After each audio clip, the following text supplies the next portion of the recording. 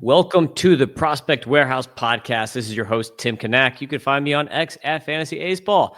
And this time there's only dos amigos. No John. John is putting kids night-night.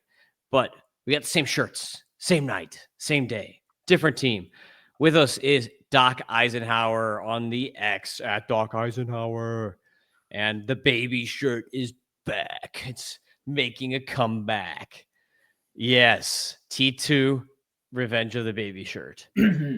so we're going to roll right into this one, because if you're listening to them in a row, even though this one's going to come out a couple days after the last one, we are literally recording these back to back. The only difference between now and then is Doc has a old school bottle of Coca-Cola. Please tell me that is a real sugar and not aspartame, since you are what do you call it, a cultee of the Maha movement. So here's the deal, bro. I'm going to break it down to you and for you. This is the Mexican version. Because the American version has a Azucar on it. The American version still using high fructose corn syrup. And I read the back of the Mexican one. It's got cane sugar. They're trying to keep America down, son. And they're trying to keep probably Mexico down too, because this is way more fluid, so you're drinking more, I guess. So we're both losing. They're getting more fat. We're getting more. We're not getting the pure sugar, dude. So I'll tell you what. It's I8. It's I8. Yes. All right, let's get to the Nationals. We have a top 20 here. And number 20, a funny, whatever name. We got Orelvis Martinez, who was picked up by the Nationals. And the Nationals, the system, he still made the top 20. Orelvis is still a guy. Orelvis is not dead. I really hope he gets big so we can call him Fat Orelvis. Kind of like I miss my Lance Berkman, my Fat Elvis. We need a Fat Orelvis. Or Orelvis has left the building when he hits a home run. That one's easy. Someone's probably already taken that one before. What do you got on Orelvis real quick? I know you wanted to comment on him in a bad way. Yeah, I don't know if I really like this Coke that much. I think it needs more high fructose corn syrup. I think Orelvis Martinez has had too much high fructose corn syrup, though, man. He's like, it's tough, man, because there's some guys that really believed in him out there. They're like, this is a top prospect. This is a guy, he's got this. That was my alarm clock that I had on before the podcast, before I remembered we had to do a podcast tonight. Was that black and yellow? No, it's just like generic. What are you talking about? That's like, I don't know. For some reason, I'm like a black. I got like a black and yellow vibe on that. That's like generic iPhone alarm. But I'm glad that we're both having a little bit of sleep deprivation. So yes. 30 plus home runs in the bat if you can make enough contact. And fortunately, he doesn't do that. He actually had a 50% contact rate in MLB, which is horrendous. I'm not sure how much of a sample size that is, but no, he's typically under 70%, which you can get away with freakish power. But again, you can't just be striking out and making no contact. It's an interesting profile. He's still 23 years old. He'll be 24 next year, for all of next year. So it's definitely a worthwhile dart throw for the Washington team, who has a lot of work to do. And we'll see what happens. I'm not really a believer, but at his current price point, like a 30-teamer, yeah, sure, take him as a dart throw. Considering, again, some people had him as a very, elite prospect not too long ago. Yep. Number 19 is Nich Schnell, outfielder with the Nationals. Had a pretty interesting season. We just talked about Kyler Fedko on our last podcast, and Nich Schnell has actually some similar attributes, but not as good in my mind. So that's just a name to watch as a proximity guy who might have some short-term value at some point because he is 25 years old, but he did have 23 bombs and 18 steals last year. A lot of Ks, but interesting name for proximity, maybe quadruple A, maybe pop-up guy to keep an eye on for next year. Number 18, Coy James. Coy James was picked by the Nationals in the 5th round, high schooler, but they paid him, man. They gave him $2.5 million. So they must like some Coy James. So they really paid him over slot shortstop for the Nationals. So some of that Eli Willits money that they saved by picking Willits instead of a Holiday, I'm sure some of that went to Coy James. Number 17 is starting pitcher Riley Cornelio. And number 16, this is the guy that I want to talk about. It is Browm, not Brown. It's Browm with an M, Martinez, who was in the DSL this year. He's a repeat DSL guy and only played in 57 games. But in those 57 games, he hit 404, 507, 632, Doc. So 400 batting average is always going to catch my eye. He didn't strike out very much, which is also kind of rare for the DSL. Only an 11.6% swing strike rate, cut down from 17.9 last year. 3 bombs, 13 steals, and he brought his contact rate up. Last year, he had a 55% contact rate, and this year, he got that contact rate up to 70.4. So we saw major strides forward in the contact rate in the DSL, which, I mean, it's DSL. We've talked about it. It's, who knows what's going to happen when he reaches the next level. DSL is basically the high school for Dominican guys. So it's like, really, it's like, are we looking at high school stats when we're looking at some of these high school guys? Not really. So like, how much should we do with this stat? I don't know, but he hit over 400 and the contact rates went up, and it's pretty interesting stuff for Browm Martinez. You got anything on him real quick? It's all about scouting and projectability with DSL. I can't buy into it, man. It's not. You're asking the wrong guy, and I'd have to use my eyeballs to see and meet his parents, and talk to the guy. I'd have to figure something out. Meet the parents. Yeah, straight up, right? I mean, I don't know what 5'10", 161 even means if he's really measuring that. It's all janky out there, man. It's the Wild West. Yep. Number 15 is Cristhian Franklin, an outfielder here. He came over. I don't know what trade he came over, but they got him at the deadline from the Cubs. Pretty interesting stuff. 12 bombs, 19 steals on the season. So interesting little guy, played in AAA, 25-year-old. So another one of these interesting names who might pop in and do something cool, at some point next year. So that's Cristhian Franklin. 14, Sean Paul Linan. He came over in the Dodgers trade from the Nationals, pitched really well for the Dodgers, not so well with the Nationals. Number 13, Jake Bennett, starting pitcher. Number 12, catcher, Caleb Lomavita, who you're going to profile here for us. Yeah, I am. Honestly, none of these guys in this range, in this 11 to 15 range, really jumped out at me. But I'm like, I feel like I know this guy, and yeah, he's just doing a very casual, solid catcher profile sort of thing. I don't know anything about his defense at the moment. I'm seeing a scouting grade here. Looks like he's all right. He's all right. And you look at his average; he's basically a 275 hitter. This last year. 240 in the minors. 340 OBP in the minors. He's striking out at a fine rate. Yeah, he actually upped his stats in his 9-game sample size at AA. So 22 at AA. He got a little taste. It's going to be a big year to see what he can do, because as of right now, yeah, you're seeing 6 home runs, a boring average, boring OBP. Everything's boring about this guy. So I wish I didn't click on him to profile, to be honest. But he was a 39th overall pick. He's kind of a fun name, Caleb Lomavita. But yeah, he was a 39th overall pick. We'll see. Catcher of the future. We'll see. Again, if he's got solid defense and he can develop this really boring profile in a 30-teamer, you'll take it, right? If he's the starting catcher, if he's getting the time, maybe he's the guy for Washington going forward. We'll see. Yeah, the dude gets hits, so sometimes that's okay.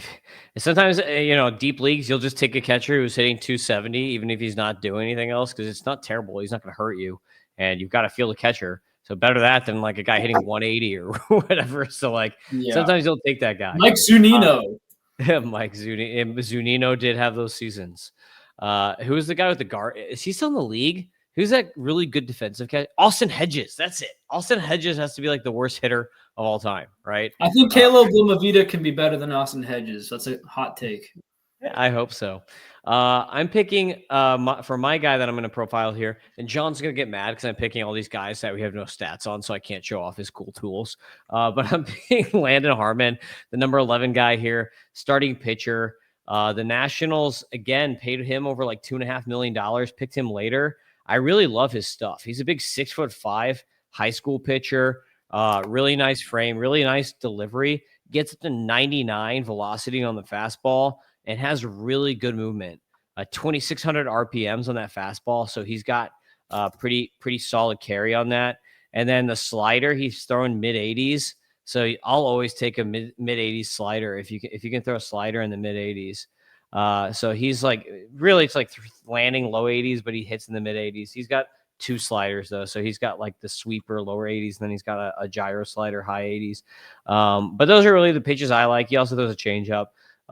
But I watched some video of this dude and I was like, oh, this guy has like the starters built. Like, this is like what you want to see in a starter.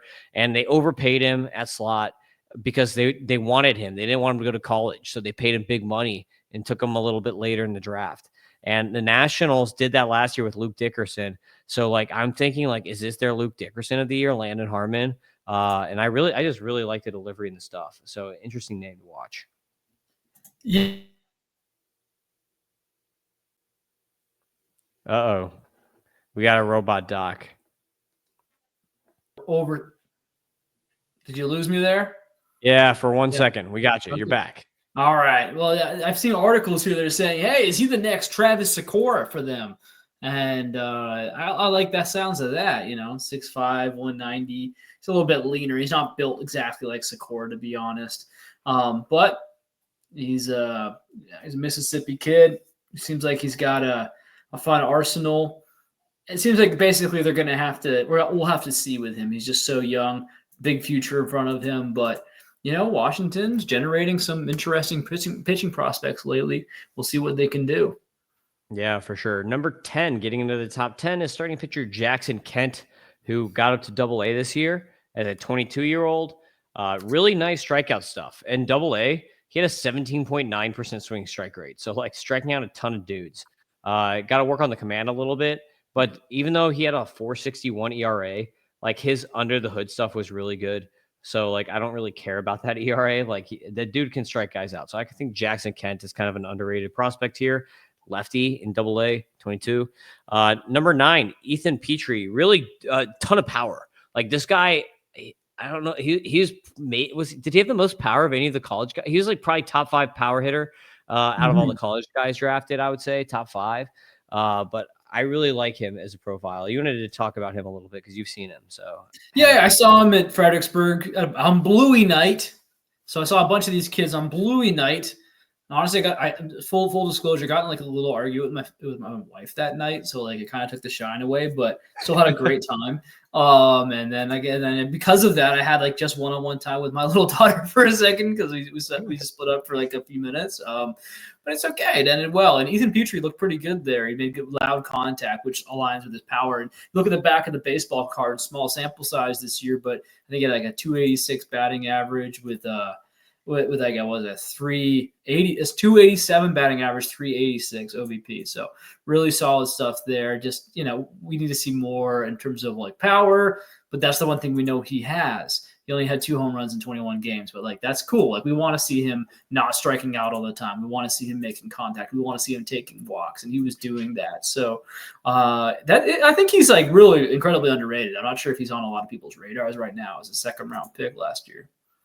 Yeah, I agree with you. Like, I almost bumped him even higher, but I like some of these guys. I was like, I don't know if I want to move him down. I really like the power potential with him though. It's just first baseman for prospects, kind of rough. Like I feel like first basemen have more work to do. The good thing is he also can hit it. Did you see him when was he playing first or playing in the outfield? I feel like he was playing outfield. I could be wrong, but I felt like he was playing outfield. So he played 11 games in left field, 9 at DH, and 4 at first base. So I feel like if he can play left field, just getting that bat in the lineup is more important. Like, even if he ends up at first eventually, that's okay. But like as a minor leaguer, it's just hard to move up the systems as a first baseman. I feel like they get stuck a lot at certain levels. So I hope they keep playing in the outfield. Number 8 is Cristhian Vaquero, outfielder, speed dude. Number 7, this is the guy that I'm going to talk about, Seaver King. So Seaver King was their 1st round pick last year out of Wake Forest. And I had him, I think, as a top 100 prospect at one point. I really liked Seaver King. He had a bad year though, but I'm not really ready to like give up on him despite the kind of rough year. So I'm going to bring his profile up here. You can see only an 83 power F score if you're watching on YouTube, but the hit tool is still good. 105 hit tool. and then 97 discipline, that's livable, and then a 164 speed. So if you have a good hit tool, like 105 is really good, because I've mentioned it before in past podcasts that out of the F scores, the speed, the power, and the discipline are way more variable. Like you'll see ranges from like the 40s to the 200s with those stats. But hit tool and the F scores, it's all closer together. It only goes from like 85 to like 120. So like there's way less range in hit tool. So like 1 point of hit tool matters a lot more than 1 point of speed or discipline or power, just because there's less volatility. The standard deviation is different in the hit tool ranking. But anyway, Seaver King, really good hit tool, good contact rates, good quality of contact, and good speed. I thought that we were going to see more power from him. We still might see more power from him as he develops here. He's still only 22 years old. He's playing in AA now already. So, I mean, like, that's the main thing for King is like, let's get into some power, because I felt like last year and like when he was at Wake, I felt like there was more power in this tool than like a 5 home run guy or a 10 home run guy. Like I thought we'd be getting mid-teens home runs from Seaver King. What do you think about King? Well, unfortunately, he's that guy that everyone kind of overlooked and forgot about because he was in the middle of a pretty good draft class in hindsight, right? He's got Connor Griffin on one side of him, Bryce Rayner on the other. It's that's tough, right? It's really, really top heavy, really solid draft class. And Seaver King was in there as a guy who you can forget about. And so I think it's interesting you brought him up here. I mean, the back of the baseball card at AA, not friendly. I'm concerned about his back of the baseball cards numbers this last year, to be honest. Just doesn't seem to really be taking walks that well. We'll see, because it's a different story from what we saw in over just 20 games in 2024. But yeah, we're really not seeing him take a lot of walks. He's not looking like he's going to have a lot of power. Stealing, if he can steal bases and have a decent average, I guess that's like as a specialist. He's got making okay contact, but I think he's more of a low ceiling guy for me. I'm not super excited about him, but I'm guessing I believe one of his calling cards was pretty good defense, and yeah, I'm seeing some scouting grades here. Looks like he plays some good defense, so not someone I'm particularly psyched up for fantasy, but. Who knows? He would have to develop a little bit more pop, a little bit more something for me to be really interested. But hey, I mean, I guess he did steal 30 stolen bases. So if you can just get a little bit better ratios, a little bit better power, it's like something here. Let's make this a more well-rounded profile. Yeah, in college he had 16 bombs at Wake in his last Metal season. bat. I mean, obviously metal bat. But like you would think that that's still pretty good. You still think he'd be able to at least hit like double-digit home runs. So I mean, like if he's like a 12, 13 home run guy, but can nab 35 bags or something like that with a decent average, I think he's still a decent name. But he had a bad year this year, so I think now is like a really buy low opportunity. You could maybe get him in some leagues for free or for like nothing. You know what I mean? So like you're a deep league and you're looking for like just anyone who's gonna play. Like he's a first rounder. Like teams want their first rounders. They picked him 10th in the 10th overall. Like you mentioned who he's picked around. Like they're gonna want him to play. So like leagues, he's gonna get at bats at some. Like he's gonna get a chance. So I think like that's important. If he's gonna get a chance, if he can hit and steal, at least like in deeper leagues, you're getting something good. So we're gonna get to number 6 now. Number 6 on the list is Luke Dickerson, your boy, shortstop. That's another guy who had like started really hot and kind of tailed off a little bit. Talk about Luke Dickerson a little bit. Yeah, so he looked like he was gonna completely validate me. I was hyping him up, as one of my guys, like him and Caleb Bonnemer, right? I'm like, yeah, Dickerson's my main guy, but also, but Bonnemer could be okay. He could be pretty good too. I just thought that, Dickerson, he's got this power speed profile. He's from the same state as Mike Trout. He's got a little good muscular athletic build. And I think he only hit 6 home runs all last year.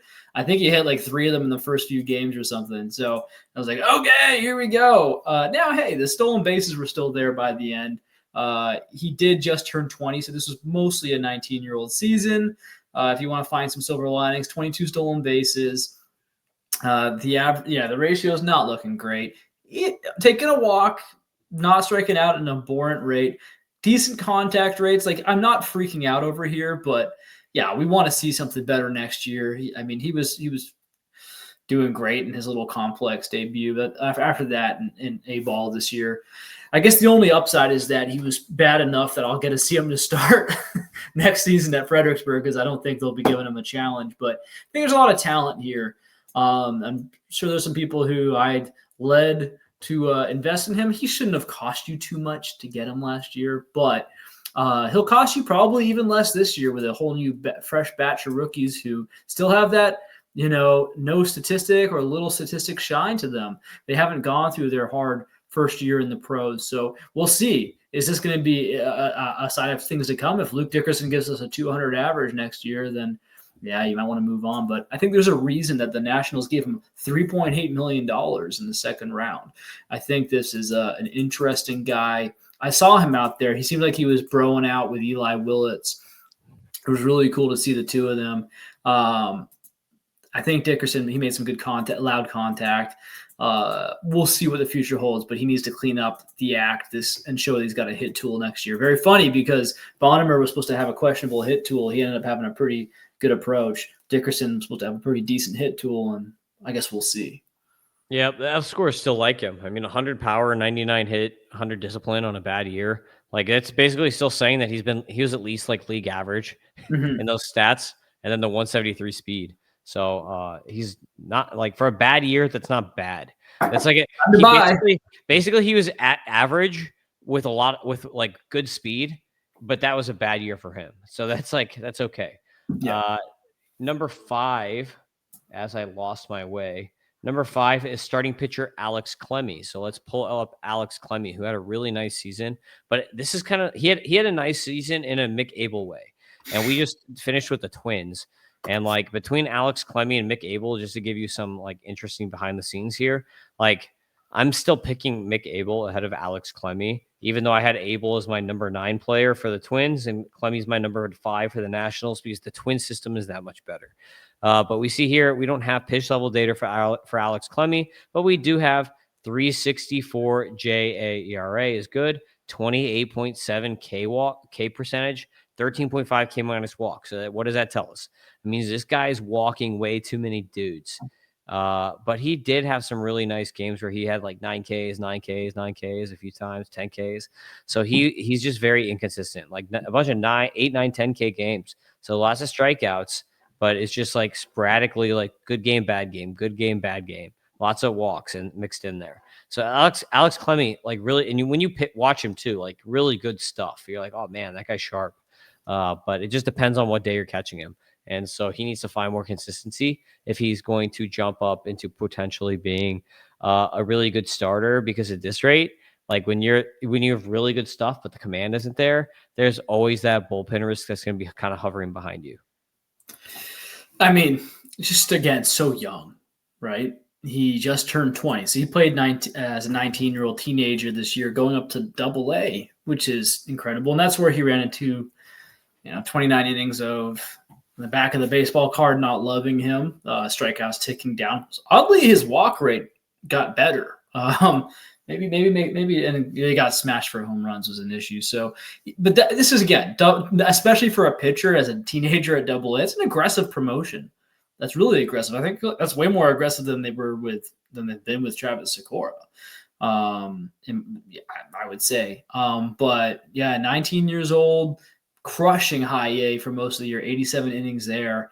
We will see what happens with the command, because you're right, it's a bit of a Mick Abel situation. I think it would be silly not to go Mick Abel just because of his proximity. If Alex Clemmey gets TJ tomorrow, we're not talking about this guy for a while. He'll still come back as a young guy, but you know what I'm saying? Like, there's still like a long road ahead here for a young pitcher. So crazy upside. I remember when he got drafted, there's a lot of talk about Chris Sale comps in the Cleveland org. But, Washington is sneakily becoming, if they can turn him into a success story, it's just going to add to them maybe being an underrated pitching development organization. Yeah, for sure. Number 4, we've got a fun name, DSL. We've got a DSL guy number 4 in this org, but there's a good reason for it. It is Marconi German. Marconi German, switch hitting shortstop, like just turned 18. So he played this whole season as a 17-year-old at DSL. And he had a 283, 479, 513 slash with more walks than Ks, 20% walk rate, 19% K rate. Very rare for DSL. And 8 home runs with 33 steals in 53 games. So this guy he just put up video game numbers at DSL, 67% contact rate. So you say, okay, but DSL, everybody has bad contact rates. And like a lot of DSL guys are in like the 50s. So like, I'm like, okay, that's not bad. Like for me, when I'm looking at DSL guys, besides looking at just like power speed, how they're doing, and like looking at WRC plus or whatever, the main things you want to look at is like, is this guy walking and not striking out? And this guy's walking more than he strikes out. So that's like ding, green light number 1 for me when I'm looking at DSL. Then the other thing that I'm going to look at is like, does this guy have a ridiculous BABIP that was just like inflating his stats? 337 BABIP, ding, that's pretty solid. Like that's not a 400 BABIP. There's nothing crazy here that says like there's an overinflation of his stats. And then the next thing I'm looking at is going to be contact rate. 67 is okay. So I think that a lot of what he's done, even though he put up video game numbers, a lot of that can be pretty supported. So I think Marconi German, I mean, like this could be like the Raniel Rodriguez of next year. Like Raniel Rodriguez last year had a really good DSL season, and everyone's like, yeah, it's DSL, whatever. And now look at him. Like everyone's got him as like a top 30, top 40 prospect or whatever. So like Marconi German could be like that type of player next year. Maybe. It also took people till like a month ago to figure out that Raniel Rodriguez was actually good. So it took a while. So for me, I still need to see more. If you want to shed some time off the podcast, I mean, this is probably my take right here. It will help cut some time down because I just need to see more. I'm the anti-DSL guy. I'm boring like that. I'm going to miss out on potential studs. But, yeah, I just need to see some American pro ball.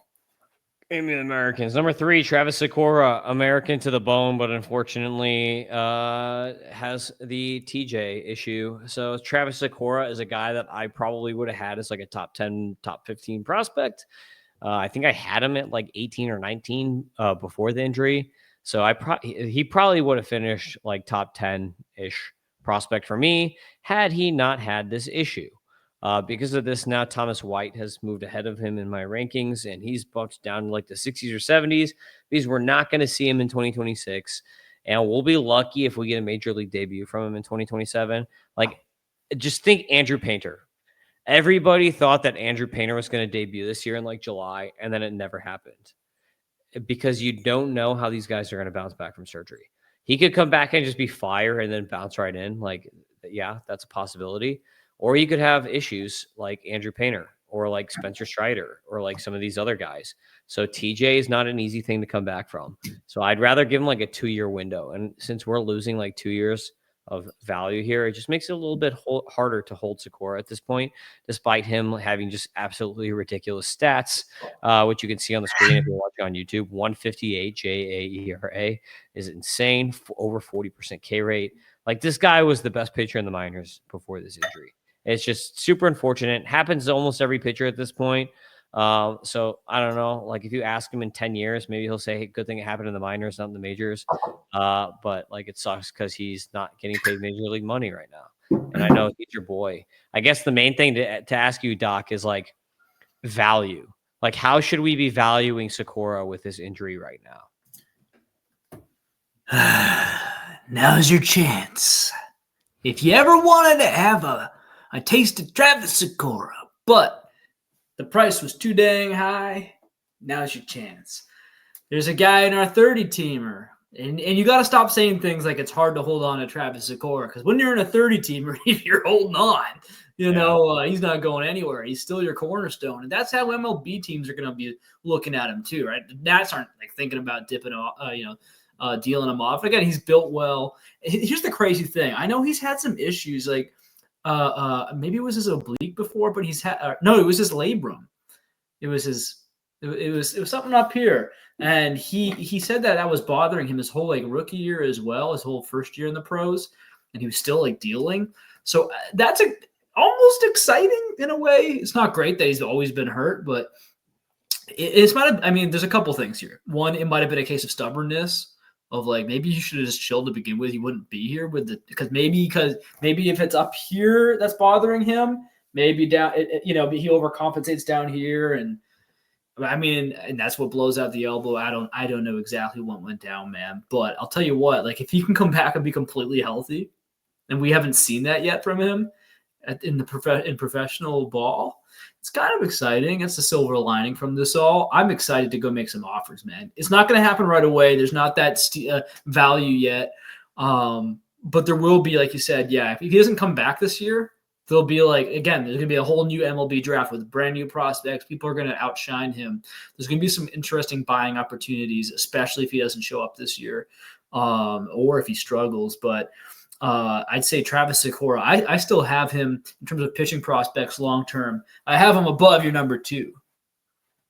Your number 2 guy in this ranking. Interesting. Nice lead in there. Number 2 is Jarlin Susana. I couldn't do it. I had to bump Jarlin ahead, despite him having command issues. His stuff is so good, and it's just because of proximity. Like Jarlin Susana is going to debut maybe like a year before Sykora at this point now.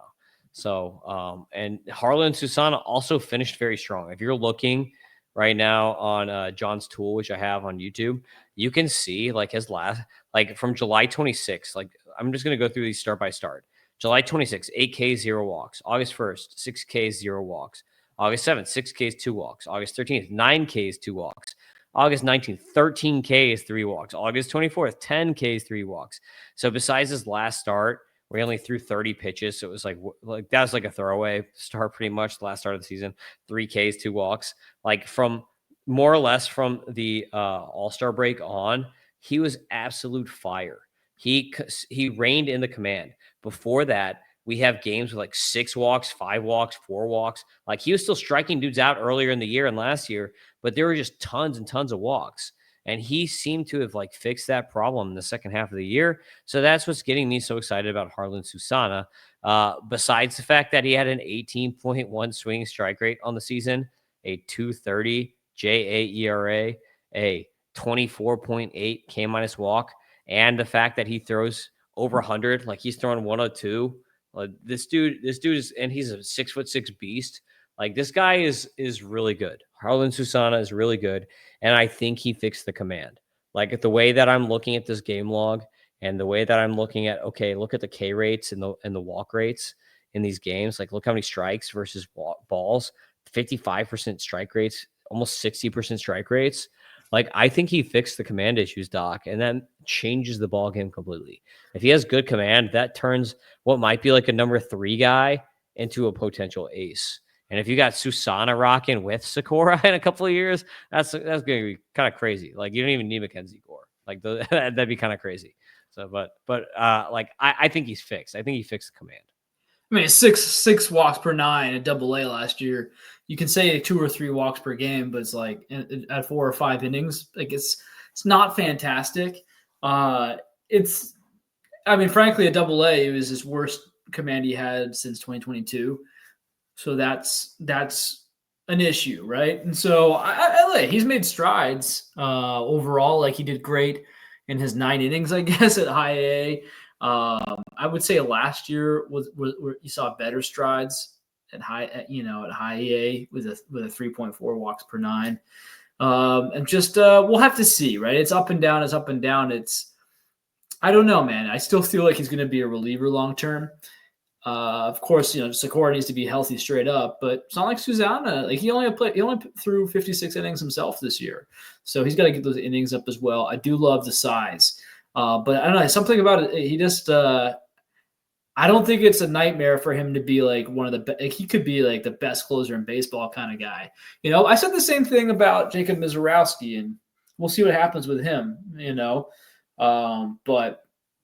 He was crushing it as a starter for a while, so we'll see. It's a high risk, high reward, but I wouldn't even say it's high risk because like it's more of like it depends on your league. If you're a league where you're like holds plus saves 12-teamer, that's probably high risk, high reward because you don't necessarily want like there's a huge difference between a stud starter and a stud reliever. But in a 30-teamer, man, I'll take a stud closer. Those are hard to come by. Yeah, I just think he fixed his command. I mean, like when you follow the What do game you say well, about the 6 walks per 9 at Double-A? Because that's not just all I taken think the it's last game. because you have to look what he was doing earlier in the year. He was No, this is atrocious. all at Double-A I'm talking about, though. So you see at Double-A, he actually No, yeah, I know that, but that high walk rate was before, I'm like, because seeing he here. got hurt It's middle of the year. interesting. Yeah. Okay. Yeah. So I was seeing his. So I was seeing that his was in, little like, walk. April. Yeah, that was a lot of that was, like, in April and May, I and see. then when He he went down. got He went hurt. down to high A, Uh-huh. and then came He back up to Double-A. So they actually Yeah. demoted him for a little while. Yeah, I don't know if it was a demotion. I think it's because of injury. I think it was an injury, and then Yeah. that's when he was down, and then he came back up and Interesting. was fire. So I'm saying, like, his last, like, 5 or 6 starts, like, he was amazing. So I think that he fixed Yeah. it. But Let's see. it's only a few Again, starts. no. Again, let me just give you the numbers, okay? So this is the number of walks every game. So just at Double-A, I'm going to skip the low A. So early year, 2, 3, 3, 3, 6, 3. Okay, so obviously it's a really bad game there. And there's 2, 2, 2, 3, 3. We're not. You see what I'm saying? Like there was Dude, you'll obviously. live with 2 or 3 walks if you're striking out 13 guys. That's an argument. That is an argument. That is an argument, right? That's why Yeah, it's I'm like not Blake sitting here. Snell. I'm not You'll sitting live here with Blake Snell. 100%. No, this is a situation where I'm not passionately saying he's not going to make it. My guess is he has more work to do, and I take issue with you saying he's fixed it. I think he needs to get. He's young, so if he can keep on this Yeah, trajectory, let's and see him do it. Yeah, I agree with you. Let's see him do it early next year. I mean, I haven't bumped him into the top 50, but, like, I like him a lot. So talking about a guy that is top 50 now, Eli Willits, shortstop. I think you drafted him in the P1 ADP, didn't you? But he's my number one here. I'm And glad you put him on. he had a really nice debut. 85% contact rate. That's the big thing. Like, we don't get like 57 plate appearances. It's hard to, like, figure out, that's not a lot of data to go by, but something that stabilizes early is the contact rate, and 85% for a 17-year-old that was debuting in A-ball. That's sick. Like, you got to give the dude props for that. Like, that's a really nice debut. And any doubts about, hey, Willits might just be average, like, you look at that contact rate as a 17-year-old in A-ball, and you're like, okay, maybe the hit tool is not just average. Maybe it's a 6, maybe it's a 7.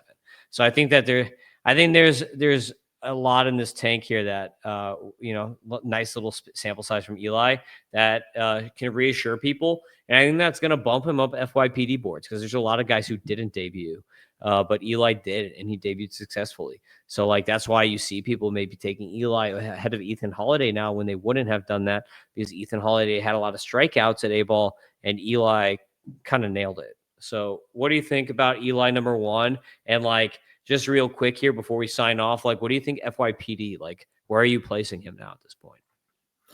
Oh, it's tough, man. First of all, I think you have to say it. You have to mention it. He's still 17 years old with 2 months to go. he's going to be 17. He's going to be not even able to vote until, in fact, he's going to, he'll miss where state's he from? He's from, I don't know. Fangraphs, I tell you what, there's some things I like better about the old school baseball reference. Yeah, sometimes it just gives you a little bit more detail on the old school stuff. Yeah, he's from Oklahoma. Oklahoma. Yeah, goodness. Yeah, high school. I need to know where he's from. I need to make a lot of generalizations and stereotypes based on where he's from. No, but he's they have elections coming up right now. I think it's the 4th or something. Maybe he's born on election day. I don't know, but point is he's young, folks. And so no, and I'm also not even able to read. That's December 9th. So no, there's no way he's voting. I thought it was November. Yeah. Had a couple too many whiskeys. Who knows? But I saw Eli Willits play. Honestly, I was thinking, I saw people putting him over. I saw people thinking he might be better than Ethan Holiday. And I was all like, nah, you guys are just you're throwing away Holiday too fast. I still think people are too worried about Holiday. But having seen him in person, that was like really that's a scouting moment of like, oh, there's something here, especially at low A. I don't think I'm like some amazing scout or anything like that, but I think it's clear when you see superstar potential or star potential at least among a bunch of guys who, statistically speaking, aren't going to make it or are going to be low impact contributors at MLB. So when you see this guy, he's 17. And so when I saw him, he's even more 17, right? So he's like 17 years and like 7 months or something. Like he's a baby. Get in my belly. And he had kind of a baby face, but he, it sounds weird, but he had like a man's body, and like and he's got more to grow, and he's out there with Luke Dickerson, and he had a demeanor about him. John would hate this talk, scout talk, but he had a demeanor about him, and every time he hit the ball, what did his girlfriend look like? I don't know, but he's got. Well, I can't talk about that, dude. She's probably 60. The heck is wrong with this guy? Get this guy on the Epstein list. So loud contact every time I saw it. Really reliable. He's probably their shortstop of the future. Kick it Dickerson over to second base if Dickerson can figure it out. That is. Eli Willits, man. Yeah, like you said, contact rates through the roof. Only stole a couple bases, but yeah, he looks like the real deal. I remember at one point he had like a 500 average. He still ended with a 300 average, 400 OPP back at the baseball card. We'll see what the power becomes, but here's the crazy thing: when you got a guy this young, he could toil in the minors for 3 years and be 20, be young. Like if he's still in AA 3 years from now, which like he's just so young that almost like doesn't seem likely. Sorry, he's just so like young for like in general. Like his experience is gonna be fast. Like at the end of next year, he'll still be 18. And I think by just what I saw this year, he could I would say maybe not likely, but could be at AA at the end of next year. At the very least, I suspect AA in the age 19 year. And when you're in AA, you're never that far away. So anyway, this guy has some time to figure out his pop. He could even make the majors at like 20 years old and be more of like a 10 home run guy, 20 stolen base, maybe boring guy early on, like good ratios. And then as he's developing at the big league level, learn some power. Put him on that Leo DeVries rocket ship. That's Eli Willits, #1. I love it. So Doc, you can find on X at Doc Eisenhauer, and you can find me at Fantasy Ace Ball. And make sure you subscribe to MLB Data Warehouse, where you can find the F scores for all the hitters on there right now. Pitching still has to be done, but all the hitters are done on there for major leaguers, minor leaguers, and you can find all the fun data tools. You can check out JAERA, which is minor league Sierra that John created, and you can see zone contacts, EVs, a lot of good data on there. 15-day moving OPS, so you can see how a guy's trending. Great stuff. So thanks. Peace out, everybody. See you next time.